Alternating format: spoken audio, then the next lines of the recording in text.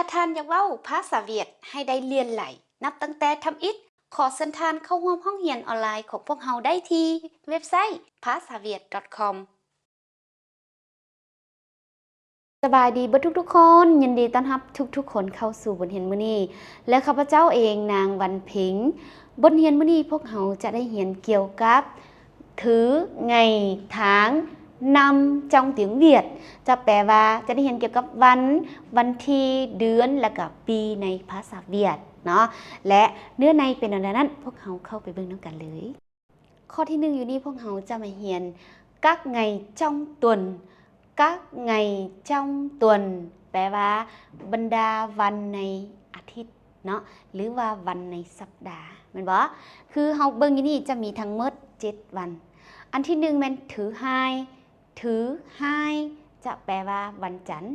เนาะต่อไปถือbaวันอังคารถือtưวันพุธถือนำแม่นวันพฤหัส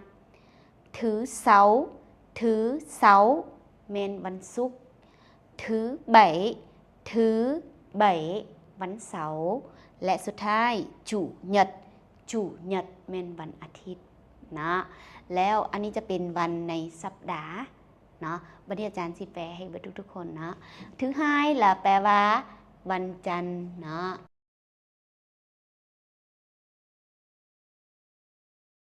ถือba làวันอังคาร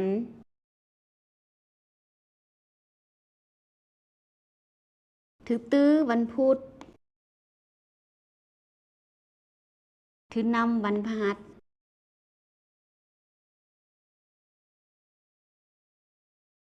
ถือเสาร์วันศุกร์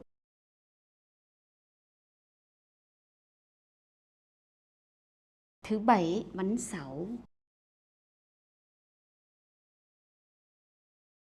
chủ nhậtวันอาทิตย์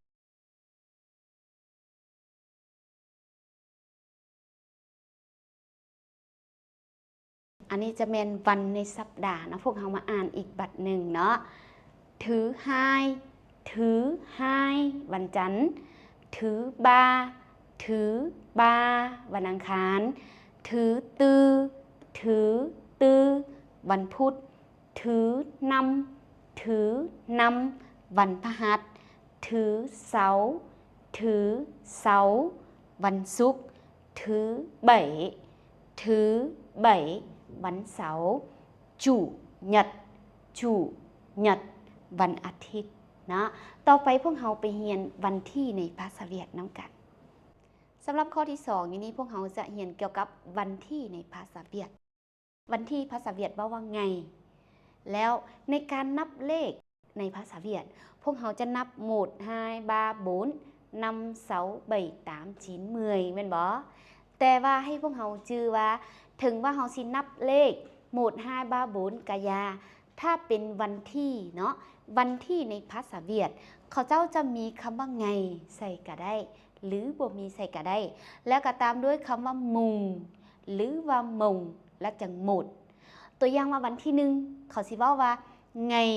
มุงหมดก็ได้หรือว่าไงมุงหมดก็ได้วันที่2แม่นไงมุง2หรือว่าไงมุง2หรือว่ามุง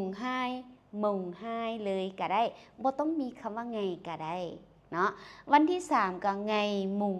3หรือว่าไงมุง3หรือว่ามุง3ก็ได้เป็นวันที่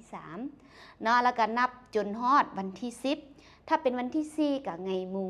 4วันที่5ก็ไงมุง5มุง6มุง7มุง8มุง9แล้ววันที่10ก็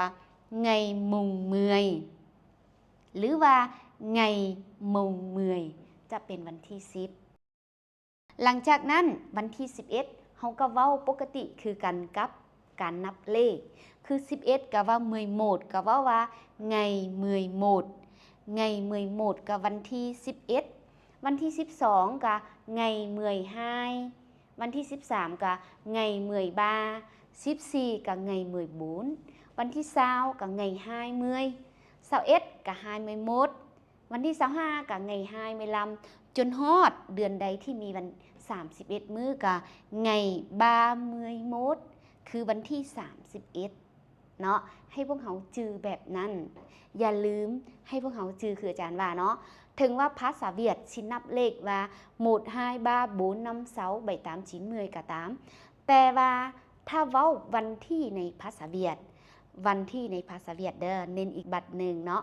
วันที่ในภาษาเวียดแล้วให้พวกเขาตืมคำว่ามุงหรือมงใส่ทางหน้าตัวเลขเนาะตัวอย่างวันที่1เขาสิเว้าว่ามุงหมดก็ได้หรือมุงหมดหรือว่าไงมุงหมดใส่ก็ได้วันที่2มุง5หรือว่าไงมุง5ไงมุง5ใส่ก็ได้ทุกๆเทื่อแต่วันที่1หาวันที่10ให้ใส่คำว่ามุงหรือมงใส่ทางหน้าตัวเลขเนาะพวกเขาสิเว้าว่าไงโหมดไง5บ่ถูกเด้อต้องเว้าว่าไงมุงโหมดไงมุง5ถ้าเฮาเว้าวันที่ในภาษาเวียดจือบ่เข้าใจบ่ให้จือแบบนั้นเนาะต่อไปพวกเราไปเรียนเดือนในภาษาเวียดนำกันสำหรับข้อที่3อยู่นี้พวกเราจะไปเรียนเกี่ยวกับเดือนในภาษาเวียดเนาะเดือนภาษาเวียดว่าtháng แปลว่าเดือนเนาะแล้วเดือนในภาษาเวียดจะบ่มีชื่อเอิ้นคือกับเดือนในภาษาลาวและเดือนในภาษาอังกฤษ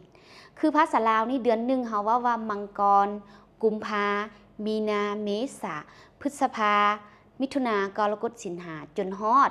วันเดือน12คือธันวาแม่นบ่แต่ว่าภาษาเวียดจะบ่มีชื่อเอิ้นแบบนั้นเนาะจะมีก็ต่อเมื่อเดือน1นี่จะมีเดือนทั้งหมดนี่จะเอิ้นว่าเดือน1ส่วนtháng riêng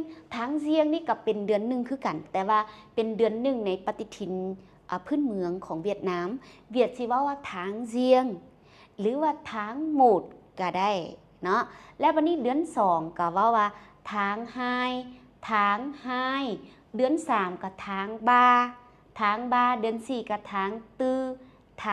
4เดือน5ก็tháng 5เดือน6ก็tháng 6 7ก็tháng 7 8ก็tháng 8 9ก็tháng 9 10ก็tháng 10 11ก็tháng 11และ12ก็tháng 12tháng 12อันนี้จะเป็นเดือนในปฏิทินสากลแต่ถ้าว่าtháng chạpนี่จะเป็นเดือน12คือกันแต่ว่าเป็นเดือนในปฏิทินพื้นเมืองของเวียดนามนะให้พวกเขาจือแบบนั้นบ่ต้องมาถามอาจารย์ว่าอาจารย์เดือน2นี่ภาษาเวียดสิเว้าแนวใดเดือนกุมภานี่แปลเป็นภาษาเวียดว่าแนวใดบ่มีในภาษาเวียดบ่มีชื่อเอิ้นแต่ละเดือนคือกับภาษาลาวเนาะจะมีแต่เดือน1คือทั้งหมดแม่นเดือน1ตามปฏิทินสากลแต่ถ้าปฏิทินเวียดนามแล้วเวียดเว้าว่าtháng riêngส่วนเดือน2ฮอดเดือน11ยังเว้าปกติคือกันกับเฮานับเลขเพียงแต่เฮาตืมคำว่าthángคือเดือนอยู่ต่อหน้าของมันเนาะตัวอย่างว่าเดือน2ก็tháng 2tháng 3tháng 4เดือน11ก็tháng 11เดือน12ก็tháng 12แล้วก็tháng chạpแต่ให้เฮาชื่อว่าtháng chạpแม่นเดือน12ที่ไล่ตามปฏิทินของเวียดนามเวียดสิเอิ้นว่าtháng chạpส่วนtháng 12แม่นเดือน12ในปฏิทินสากลเนาะอันนี้แม่นเดือนในภาษาเวียดต่อไปพวกเราจะไปเรียนปีในภาษาเวียด